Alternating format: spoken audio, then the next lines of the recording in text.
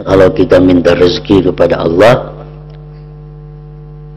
jangan hanya semata rezeki, tapi ditambah Allahumma rzuqni rizqan halala, halalan thayyiba.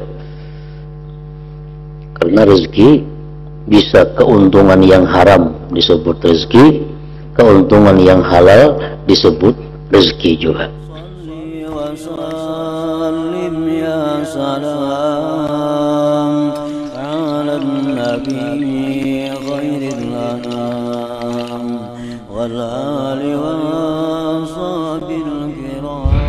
Bismillahirrahmanirrahim.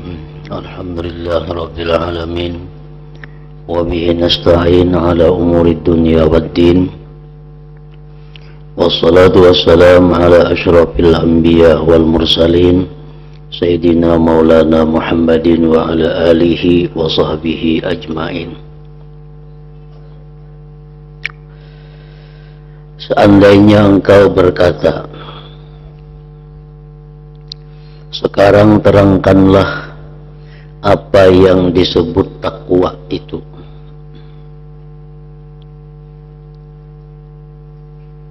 Artinya mulai daripada arti takwa, apa hakikatnya takwa, dan apa keuntungan faidahnya takwa itu.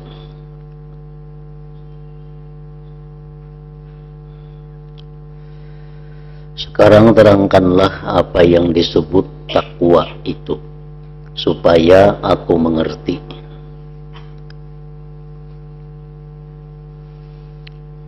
Pertama kali hendaklah Anda mengetahui bahwa takwa itu dapat diumpamakan gudang harta yang indah-indah. Takwa dicontohkan dengan gudang harta yang indah-indah. Kalau Anda bisa menemukan gudang itu, engkau pasti dapat menemukan berbagai benda mulia. Barang-barang yang sangat elok dan perkara menyenangkan yang sangat banyak rezeki yang mulia.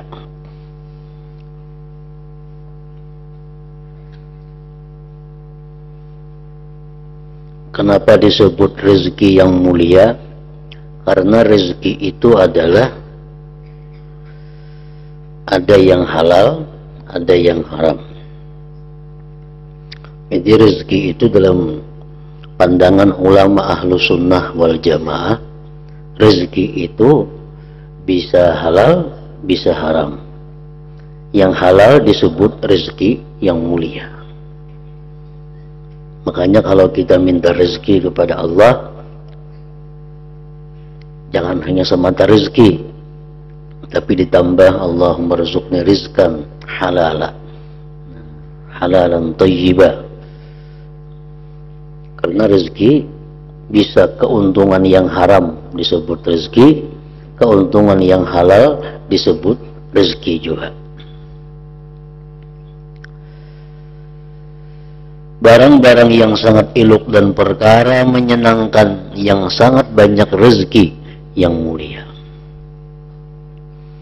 Keberuntungan yang besar, keberuntungan yang agung, dan keratun yang agung.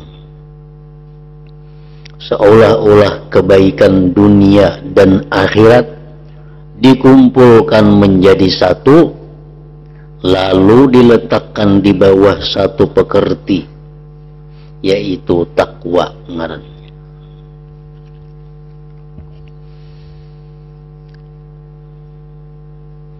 Artinya kalau kita hendak mendapatkan kemuliaan, maka jalannya adalah takwa. Kalau kita hendak mendapatkan rezeki yang mulia, jalannya adalah takwa. Kalau kita hendak mendapat keberuntungan yang besar, jalannya adalah takwa. Kalau kita hendak mendapatkan kesenangan akhirat, itu pun juga jalannya melalui takwa. Oleh karena itu, satu-satunya nasihat yang wajib disampaikan, terutama pada waktu khatib berkhutbah, itu adalah perintah takwa. Karena dengan takwa itulah manusia bisa mendapatkan apa yang dia inginkan di dunia dan akhirat.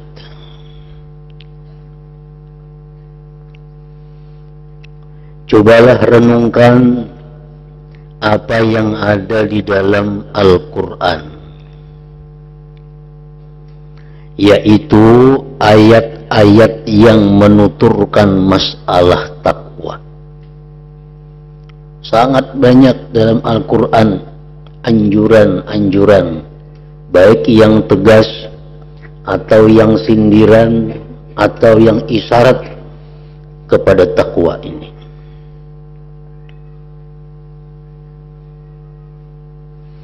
Berapa saja kebaikan, perkara yang menyenangkan yang oleh Allah digantungkan kepada takwa. Segala kebaikan itu digantungkan Allah kepada takwa tadi. Berapa banyak janji Allah berupa ganjaran yang ada kaitannya dengan takwa. Berapa banyak kebahagiaan yang disandarkan kepada takwa. Allah kadang menjamin orang yang mempunyai kedudukan itu akan mulia dan bahagia. Allah kadang menjamin orang yang banyak mempunyai kekayaan itu hidupnya senang dan bahagia. Allah kadang menjamin segala kebaikan itu didapat melainkan dengan takwa. Kalau kita takwa, Allah akan menjamin kemuliaan, kedudukan, kehormatan, rezeki yang luas, yang halal lagi. Orang yang rajin berusaha, Allah akan menjamin akan mendapatkan kelebihan. Tetapi kalau orang yang takwa, Allah menjamin dia mendapatkan kelebihan. Di sini aku hendak menyebutkan 12 jaminan baik dari Allah untuk orang yang bertakwa. Kalau Allah sudah menjamin, Allah sudah berjanji, maka Allah itu la yukhliful mi'ad. Allah kadang akan menyalahi janjinya.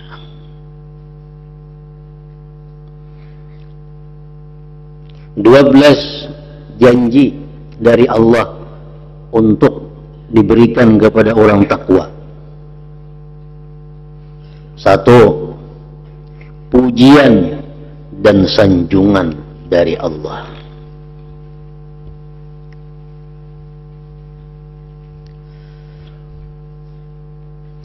Allah Ta'ala berfirman, wa in tasbiru wa tattaqu fa inna dzalika min azmil umur. Jika kalian bersabar dalam menghadapi segala macam cobaan dan bertakwa kepada Allah,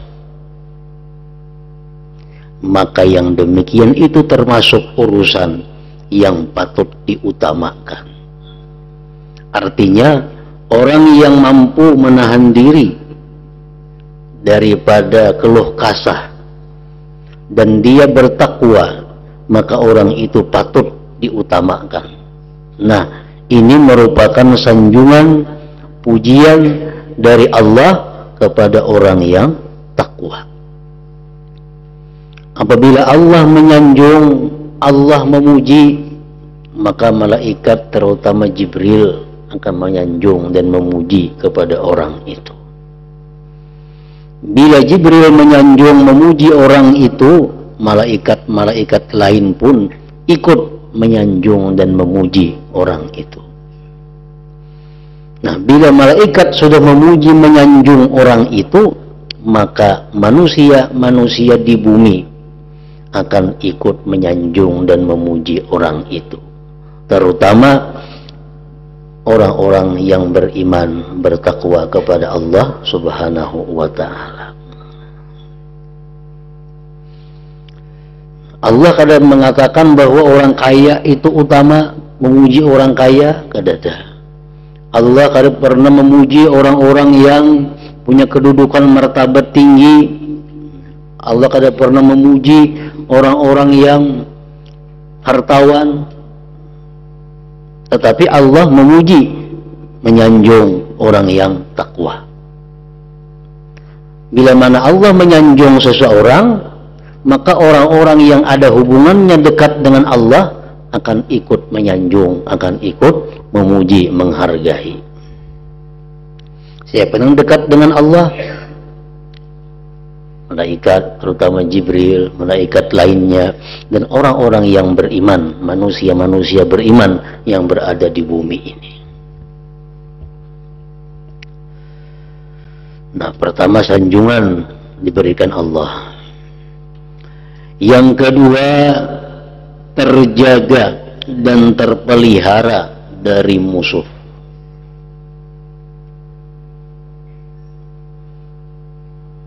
Allah Ta'ala berfirman, wa in tasbiru wa tattaqu la yadurrukum kaiduhum syai'a. Artinya, jika kalian bersabar dan bertakwa, maka tidak akan membahayakan kalian sedikit pun tipu daya mereka musuh. Kayak apapun orang hendak menipu kita, kayak apapun orang hendak menjatuhkan kita, kayak apapun orang hendak merubuhkan kehormatan kita, tapi kalau kita bersabar dan bertakwa, maka semua tipu daya mereka itu kada akan bisa jalan untuk menghancurkan kita. Nah, asalkan kita takwa kepada Allah. Jadi orang yang takwa itu kada perlu khawatir kalau diperdaya orang, kalau dihancurkan orang kehormatannya, kada perlu khawatir karena Allah sudah menjamin orang takwa itu kada mampan kalau diperdaya.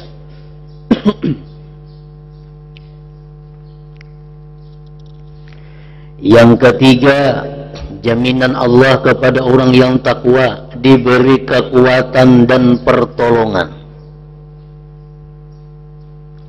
Allah Ta'ala berfirman, innallaha ma'al ladzina taqaw wal ladzina hum muhsinun. Artinya, sungguh Allah selalu beserta orang-orang yang bertakwa dan orang-orang yang berbuat baik. Kalau Allah itu beserta orang takwa, siapa yang kau mengalahkan?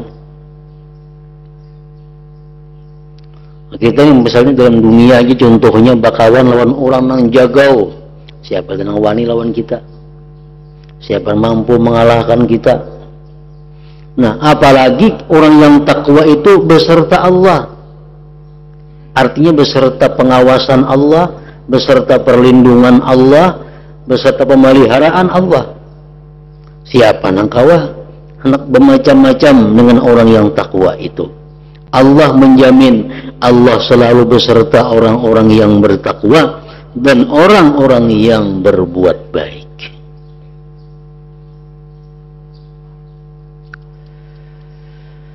Dan Allah Ta'ala berfirman, wallahu waliyul muttaqin. Artinya, Allah adalah zat yang mengasihi orang-orang yang bertakwa.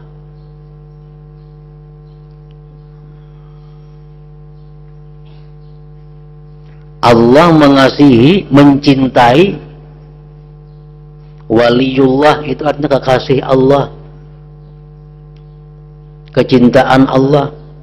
Nah, orang yang takwa kepada Allah itu orang yang dikasihi, yang dicintai oleh Allah Subhanahu wa ta'ala.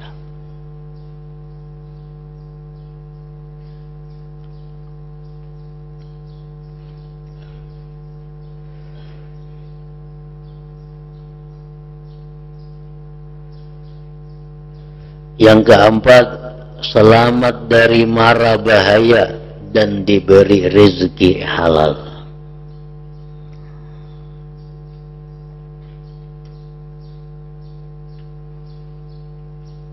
Orang yang takwa jangan khawatir kada kau bayar hutang.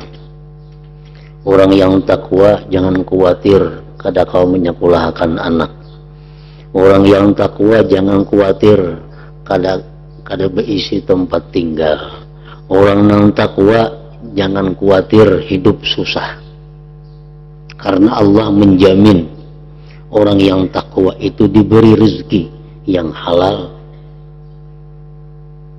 Orang yang takwa dihindarkan daripada mara bahaya.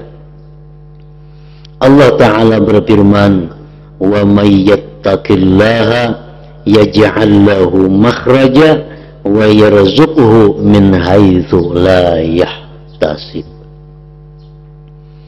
Artinya barang siapa bertakwa kepada Allah, maka Allah akan melepaskannya dari kesulitan dan memberinya rezeki yang datangnya tidak terduga.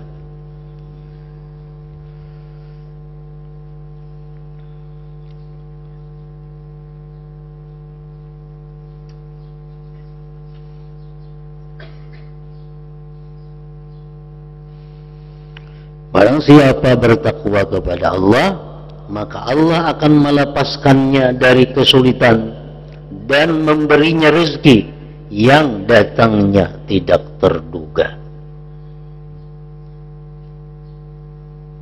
Seperti yang kita kisahkan dahulu tentang Nabi Ibrahim. Itu contoh pembuktian Allah kepada orang yang takwa. Nabi Ibrahim sekian tahun kawin kada beranak.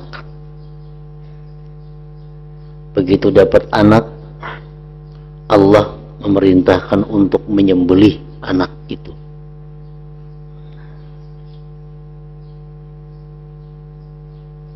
Ini sulit. Sekian tahun dia mencari anak, kada taulihi anak, disuruh menyembelih. Ini satu sulit yang besar, kesulitan yang besar. Tapi Nabi Ibrahim ini takwa kepada Allah. Karena ini perintah Allah, anak mesti disembelih. Nabi Ismail orang yang takwa kepada Allah. Begitu diberitakan bahwa Allah memerintahkan untuk disembelih, Nabi Ismail pun siap. Ada banyak tanya, kenapa Tuhan nyuruh menyembelih ulun? Apa salah ulun? Kada ada. Nah, begitu diperintah, siap. Padahal disembelih bukan perkara ringan, perkara mati.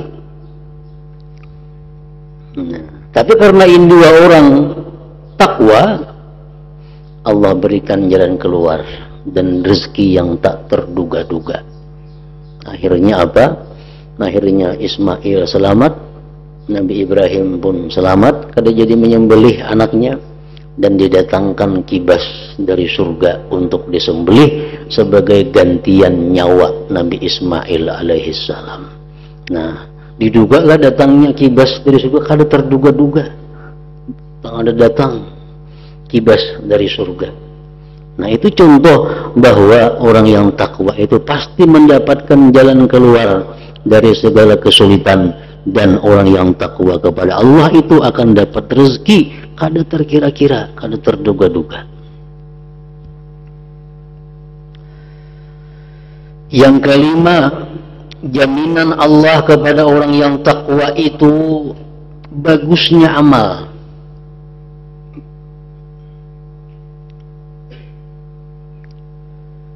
bagusnya akhlak, bagusnya perbuatan. Allah Ta'ala berfirman, ya ayyuhalladzina amanu taqullah wa qulu qawlan sadida yuslih lakum a'malakum. Wahai orang-orang yang beriman, bertakwalah kalian kepada Allah dan berkatalah dengan perkataan yang benar. Berkata dengan perkataan yang benar itu merupakan bagian dari ketakwaan. Tapi di sini disebut karena untuk penekanan. Takwalah kalian kepada Allah, terutama berkatalah dengan perkataan yang benar. Niscaya Allah membaguskan amal kalian. Artinya apa? Orang yang takwa kepada Allah itu amal perbuatannya akan dibaguskan oleh Allah sedikit demi sedikit, makin hari amalnya makin dibaguskan, baik secara zahir atau secara batin. Jadi orang yang takwa kepada Allah itu ditingkatkan Allah amalnya, kualitasnya. Dulu kita sembahyang biasa-biasa aja sembahyang, banyak ketinggalan adabnya, banyak ketinggalan sunatnya, banyak ketinggalan khusyuknya. Tapi karena kita selama ini takwa kepada Allah, Allah secara kita kadang merasa membaguskan amal kita. Sembahyang kita makin hari makin rapi, makin beradab, makin banyak sunat-sunatnya yang dilaksanakan. Khusyuk kita makin hari makin ada peningkatan. Secara kita kadang merasa Allah membaguskan amal kita, sebabnya kita selama ini takwa kepada Allah Subhanahu wa ta'ala. Nah, jadi ini jaminan dari Allah, janji Allah bahwa bila mana kita mampu bertakwa, Allah akan membaguskan kualitas amaliyah kita.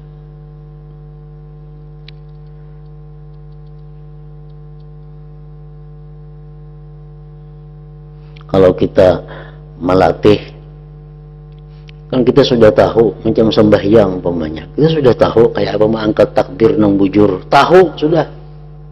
Mulai kelas 1 sampai kelas 6 belajar sudah kayak apa takbir nang bagus nih tuh. Berdiri nang bujur kayak apa andaknya batis, tahu sudah. Ilmu sudah itu. Mandak tangan musiknya kayak apa, tahu sudah. Ruku nang bujur nang baik sudah tahu, nang bagus kayak apa ruku sujudnya.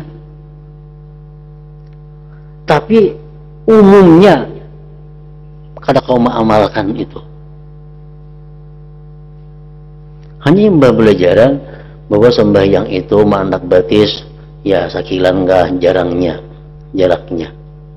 Hanya mbak belajaran mbak asar maghrib sembahyang nah mandak batis bahasa hasta bebirangkang sembahyang. Ini satu pertanda orang ini kada takwa.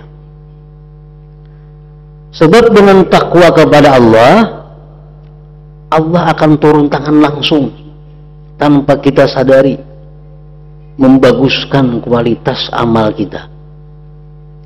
Namun kita melatih aja gini ada nang kada ingat. Bila kita berlatih sembahyang sebagus-bagusnya kayak apa dilatih sembahyang dengan beradab nang bagus sesuai ajaran kitab, baik satu mata ya. Karena lingah-lingah kembali pulang kayak asal sembahyang kayak apa. Nah, tetapi kalau kita ini takwa kepada Allah, walaupun kita kada latihan, hanya mendengar saja teorinya, Allah akan langsung membimbing kita kayak apa amaliyah itu nang bagus. Nah, ini janji Allah.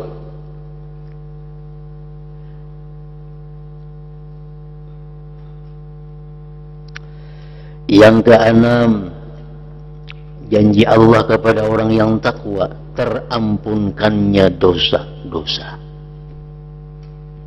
Nah, artinya orang yang takwa itu bukan orang yang dijamin Allah kada berbuat dosa, kada. Orang yang takwa tuh mau aja berbuat dosa. Karena dia sebagai manusia yang bukan maksum, sebagai manusia yang bukan dipelihara seperti para nabi, orang yang takwa itu mau berbuat dosa. Tapi karena dia ini orang takwa, walaupun dia berbuat dosa, Allah mengampuni dosanya. Wa yaghfir lakum dzunubakum, dan Allah mengampuni dosa-dosa kalian.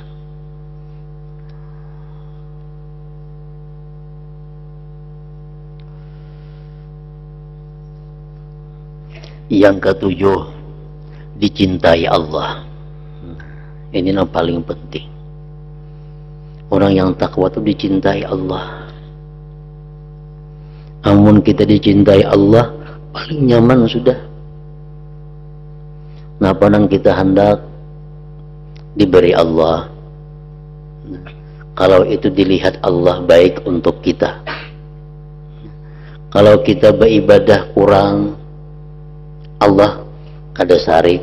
Kenapa? Karena kita sudah dicintainya. Kecintaan Allah itulah yang paling mahal harganya. Tetapi untuk orang yang takwa, dia akan mendapat cinta Allah. Innallaha yuhibbul muttaqin. Biar orang semuaan kada senang lawan kita, biar orang seduniaan kada katuju lawan kita, tapi mun Allah Ta'ala katuju lawan kita, itu sudah merupakan keuntungan yang besar. Tapi dijelaskan bahwa seperti keterangan tadi, orang yang dicintai Allah itu pasti akan dicintai oleh orang-orang yang dekat dengan Allah. Orang yang disayangi Allah pasti orang-orang yang pasti disayangi oleh orang-orang yang dekat kepada Allah. Disayangi malaikat, disayangi para aulia, disayangi orang-orang saleh. Mun orang fasik kawan kita ketujuh, rugi kita. Banyak isi kawan, tapi karena baiknya kawan, maka ada untungnya. Kenapa? Kita dikelilingi orang-orang yang dikutuk Allah. Yang kita hendak tuh kita disayangi, diketujui oleh orang nang diketujui Allah. Saya koma 1000 bisa kenalan, tapi karena baiknya kenalannya.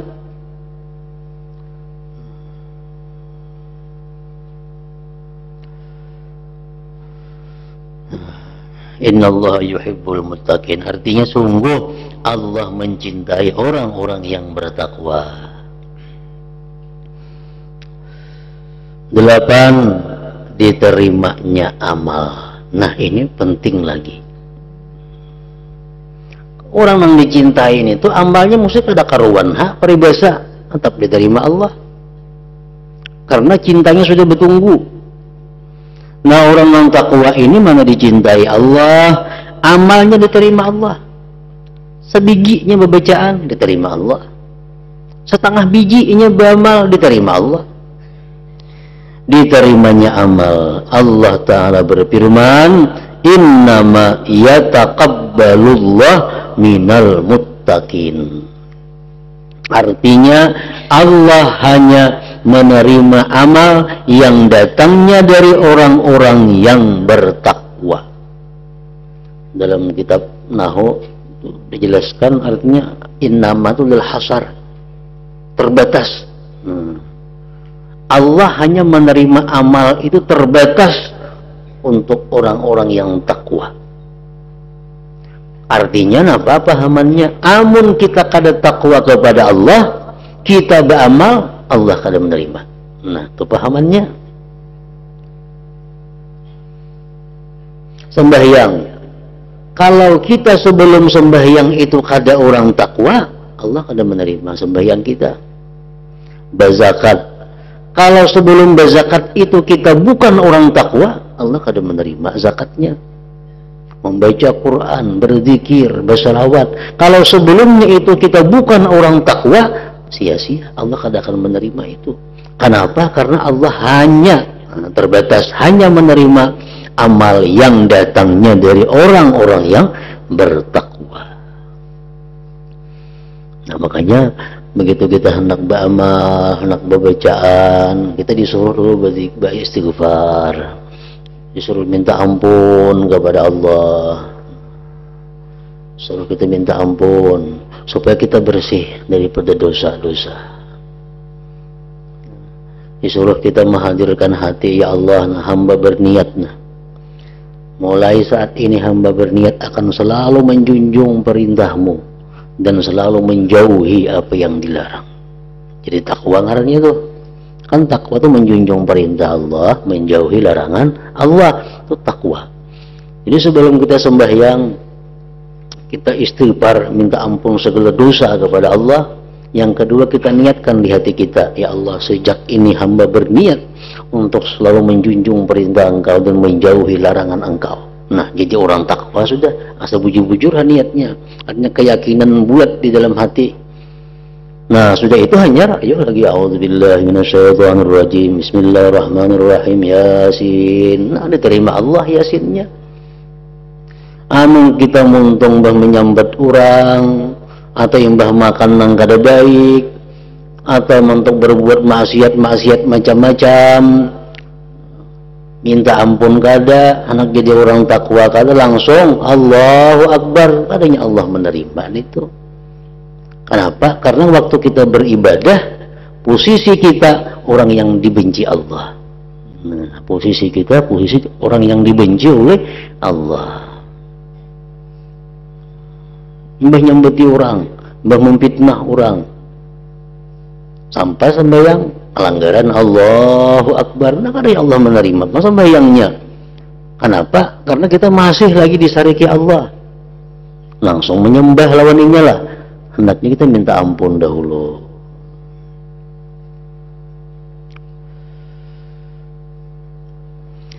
Yang ke-9, diberi kemuliaan. Firman Allah, inna akramakum indallahi atqakum. Sungguh orang yang paling mulia di antara kalian adalah orang yang paling bertakwa di antara kalian. Orang yang paling mulia di antara kita adalah orang yang paling takwa kepada Allah. Siapa yang takwa, itu yang mulia. Yang paling takwa, paling mulia di sisi Allah Subhanahu wa ta'ala. Kada pandang inya siapa, kada pandang inya siapa, anak siapa, orang mana. Siapa yang paling takwa, itulah yang paling mulia di sisi Allah Subhanahu wa ta'ala.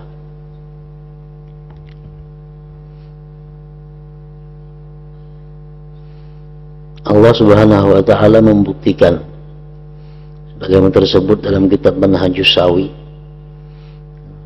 Setelah generasi sahabat itu berakhir, ada masa Rasulullah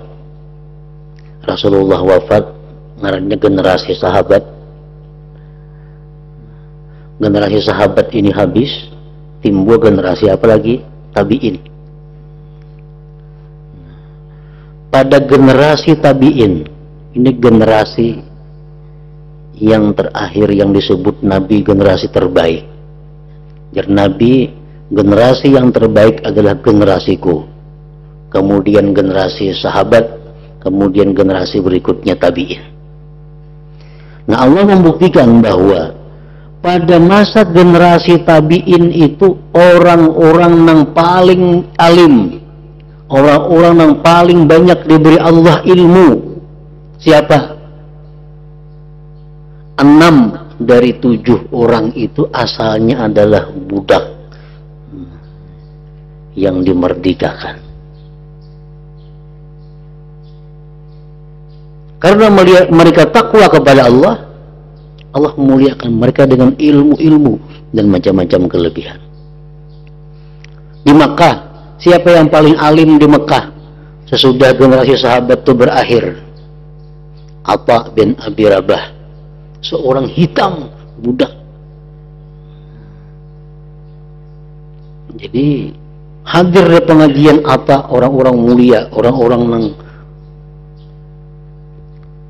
keturunan mulia, baik dari bangsa Quraisy atau bangsa yang lain-lainnya. Padahal Atha hanya seorang budak hitam. Nah, jadi Allah mengatakan bahwa orang yang paling mulia itu adalah orang yang paling takwa. Di Basrah, siapa yang paling alim waktu generasi sahabat tabi'in itu, generasi kedua sesudah sahabat tadi? Di Basrah dikenal dengan Hasan al-Basri. Hasan al-Basri ini budak yang dimerdekakan.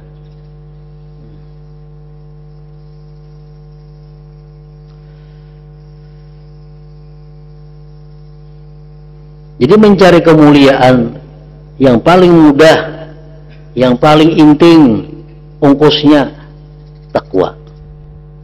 Ada ngalih.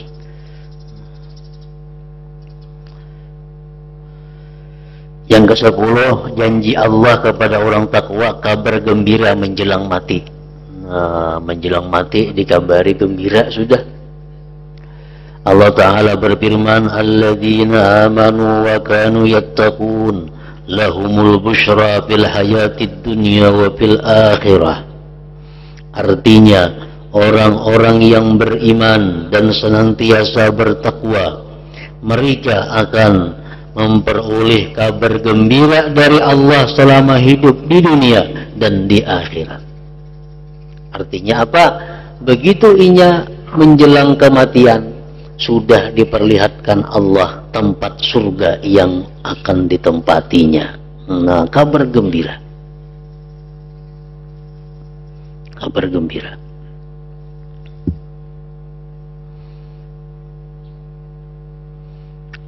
Orang yang takwa, begitu hendak mati, sudah sakarat, diperlihatkan Allah surga. Nah, diperlihatkan surga. Nikina tempat ikam di sini. Karena sudah melihat surga, keindahan surga, begitu malaikat Israel mencabut nyawa, kada terasa lagi sakitnya. Kenapa? Karena sudah melihat tempat seorang di situ. Jadi kata Rasulullah, malaikat Israel itu mencabut nyawa itu lebih sakit daripada dicancang dengan 70 pedang.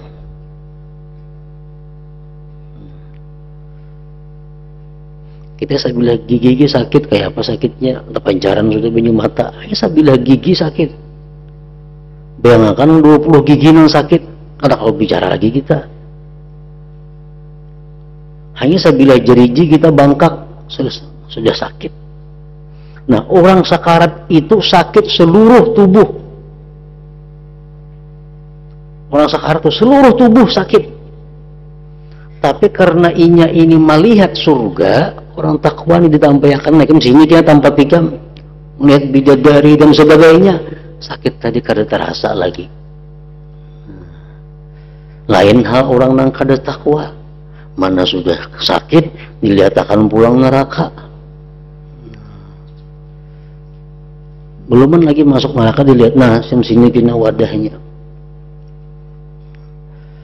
Kayak apa sakitnya? Sampai-sampai kada-kada daya lagi. Kada kau bergerak apa-apa lagi. Hancur awaknya sudah. Dayanya hilang. Orang katuhukan sakit itu mau kada bergerak lagi. Ada orang nang pasik mati nyaman ya kada singgerakan. Katuhukan sakit ini sudah. Kada kau lagi bergerak. Menggerakkan tenaganya sudah habis. Nyaman aja mati. Nyaman ini kehabisan geraknya. Nah, orang takwa dikabari gembira oleh Allah sebelum mati. Yang ke-11, Allah menjanjikan kepada orang takwa selamat dari neraka. Firman Allah, "Tsumma nunajjil ladzina taqaw", artinya kemudian kami Allah menyelamatkan orang-orang yang bertakwa. Dalam sakaratul maut selamat, dalam kubur selamat, padang mahsyar selamat, dihisab selamat, ditimbang amal selamat, dititian selamat sampai ke surga. Dan firman Allah, wa sayujannabuhal atqa, artinya orang yang bertakwa bakal dijauhkan dari neraka. Yang terakhir, yang ke-12, kekal di surga. Allah Ta'ala berfirman, uiddat lil muttaqin. Artinya surga itu disediakan bagi orang-orang yang bertakwa. Orang kada takwa kada bakal ke surga mati.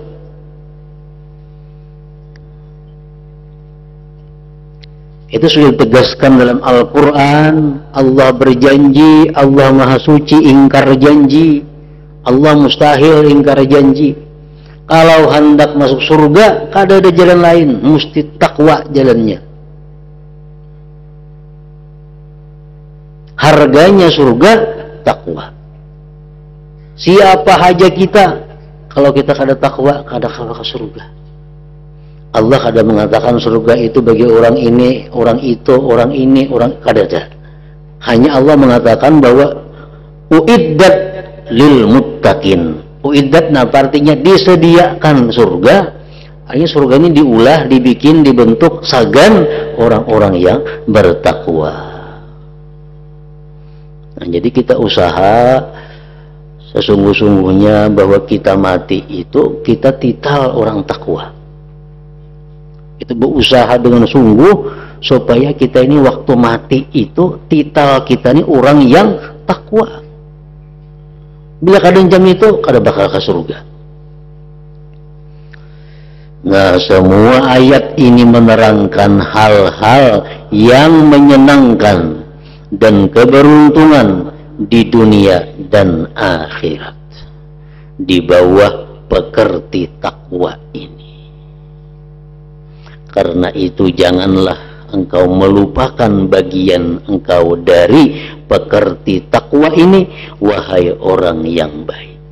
Mesti dicari jalannya, dicari ilmunya, kayak apa caranya supaya kita jadi orang yang takwa itu. Nah, dari situ kemudian perkara yang mesti ada di dalam hubungannya dengan urusan ibadah itu ada 3 pokok. لحضرة النبي صلى الله عليه وسلم على فاتحة.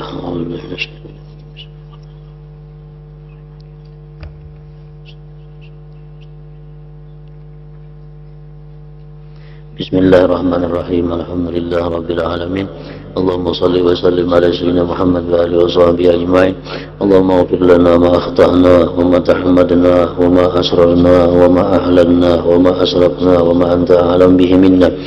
أنت المقدم وأنت المؤخر لا إله إلا أنت. اللهم انفعنا بما علمتنا وعلمنا ما ينفعنا وزدنا فهما وعلما وعملا وهدى وتوفيقا برحمتك يا أرحم الراحمين. صلى الله على سيدنا محمد وآله وسلم والحمد لله رب العالمين.